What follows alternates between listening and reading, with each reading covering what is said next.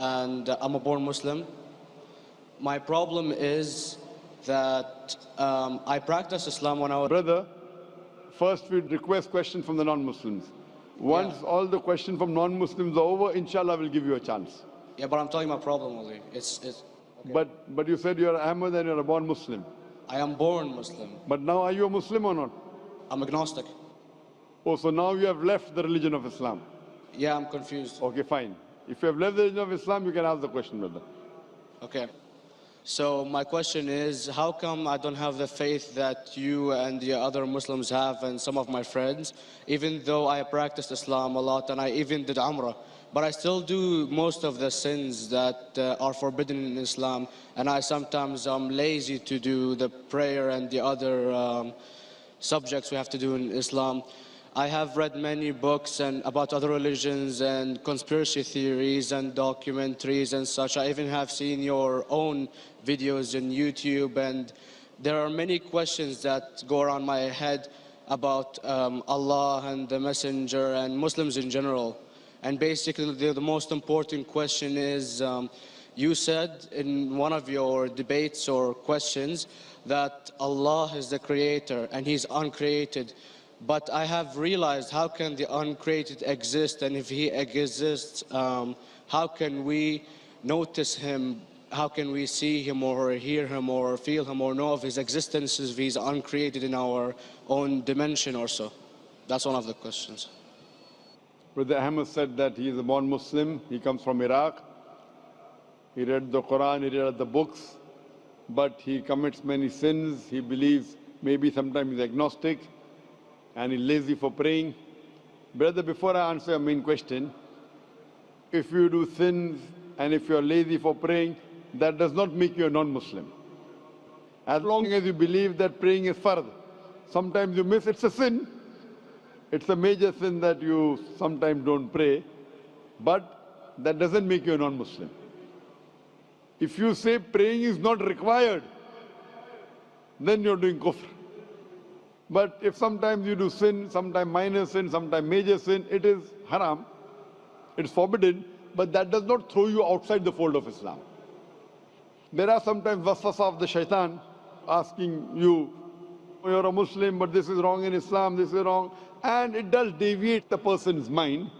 At that time, maybe your iman may be low. But these things should not make you consider that you're non-Muslim. Regarding a question that I mentioned in my speech, and you're right, that Almighty God is the creator, but He Himself is uncreated. You ask the question, how can the uncreated, how can we see the uncreated, and how it's possible? Allah subhanahu wa ta'ala is Khaliq, is the creator. And by definition, He's uncreated. Because normally people say that when they try and prove in logic that everything has a creator, who created this table, the carpenter, from where he got, from the tree, who created the tree, so it goes back to Allah. So when many of the people try to convince an atheist, they try and say that everything has a creator, and then they get trapped when the atheist asked him who created Allah. So if you hear my tapes, I never go that way. I ask the atheist that how did you come to know about the universe? How did you come to know about the functioning of the stars, of the sun? And he says, and goes back, that the creator. So it's the vice versa. So if you know how to deal with logic, you don't trip over this problem with the atheist trap, the Muslims or the believers, by saying who created Allah. By definition, Allah is uncreated. And if you ask the question, who created Allah? If you have heard my tapes, I give the reply, that suppose a person comes and says that my brother John. Yeah, I know, I saw that, I heard that's funny, but I mean, how does he exist if he's uncreated? Not that is Allah. Yeah. That's the difference between you and Allah. How does he exist? Means he was existing. He doesn't have a beginning. You and I have a beginning, that's human being. So that's the difference between us and Allah. You can't say that Allah has to be like us. If Allah is like you and me, why should we worship Him? I see, but have you heard of the phenomenon, the Big Brother? used by various orders and political agendas to control the people and such by implementing it into multiple gods, and then later on it became a monotheistic religions all over the world to make it easier for Big the Brother, people sorry, to... I've never heard of the religion Big Brother. It's not a religion, it's like a theory, an idea, basically. For What does it example, say? yes? What does this idea say? What does it say? Is that when you have a big brother, it's easier for you to live life. When you have someone watching you the whole time, understanding you the whole time, protecting you the whole time, being with you the whole time, and you can talk to him, although he never talks to you back, maybe in your dreams, do it to your mind and such, it's easier for you to live. While a human who does not have a big brother and is not easily controlled into doing so and is having complete freedom is a danger for the major ruling powers and such. What does this say? I don't understand. Big Brother may be there, Big Brother may not be there. What does it have to do with Islam and God? What does it have to do? Because basically Allah is watching you the whole time. So you want to say that Allah is like a big brother? Indeed, you use him for your protection so you won't be scared. You know what I mean? See, this is the hypothesis. Hypothesis.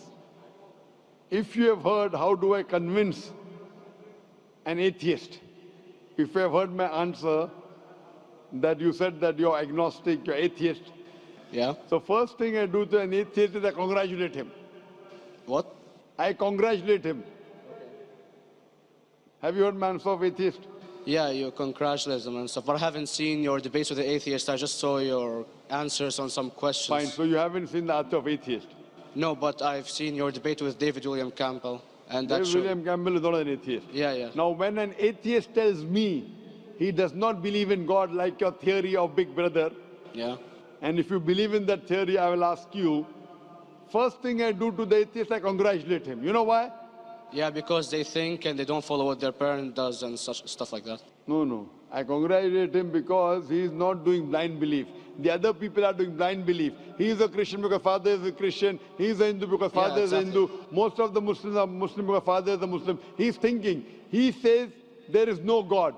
He has said the first part of the Islamic Shahada, La ilaha. The reason I congratulate him is because he has said the first part of the Islamic Shahada, Islamic Creed, La ilaha. The only thing I have to do is illallah, which I shall do inshallah.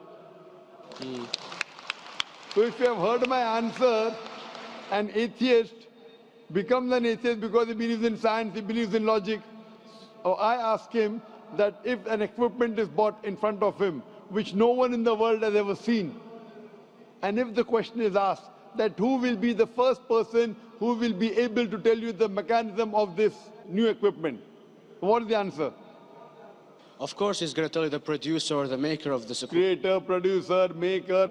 So when we ask him questions that how did this universe come into existence, he will talk about the Big Bang. This what we're going to talk is already mentioned in the Quran 1400 years ago in Surah Anbiya chapter number 21 verse number 30. Avalam yaral lazina kafaru anna samawati wal arda kanat ratkum fataknahuma. Do not the unbelievers see that the heavens and the earth were joined together and we clove them asunder. This what you came to know 50 years back is mentioned in the Quran 1400 years ago. Who could have mentioned that? Well, in various civilizations in like 2000 or 5000 BC before Islam came or Christianity itself, there was various civilizations that are good in astronomy and they know more about our solar system than we do now, sadly. Brother, your knowledge of science is little, not in-depth. I do agree. There are certain things which were known as hypotheses. For example, we came to know, we were proved that the earth was spherical in 1577. I know that in 6th century BC, there were Pythagoreans who believed that the earth was spherical. But the same Pythagoreans who believed the earth was spherical also believed that the earth was the center of the universe, which is wrong. You show me one civilization which believes 100% what the Quran has mentioned. I challenge you. What you say, so do you mean to say there was a person who said, okay, this civilization, out of 100 things, these 2 things are right. Out of 100 things, these 5 things are right. Out of this 100, and picked and chose. Who can do that? No one besides the Creator. Even if you know that there were 10 different civilizations, hundreds of civilizations, there is not a single civilization that you know in the past which knew 100% of science what we know today. So where is your logic? Where is your theory? I do know that certain things were hypotheses, which were proved later on. But there is not a single civilization which knows everything what is mentioned in the Quran. So the answer goes back to the original question, who could have collected this in the Quran? Someone 1400 years back, could he do and say, okay, out of these 100 things, these 3 are right, out of these 100 things, these 2 are right, out of this, it's not possible. Mathematically, it's not possible.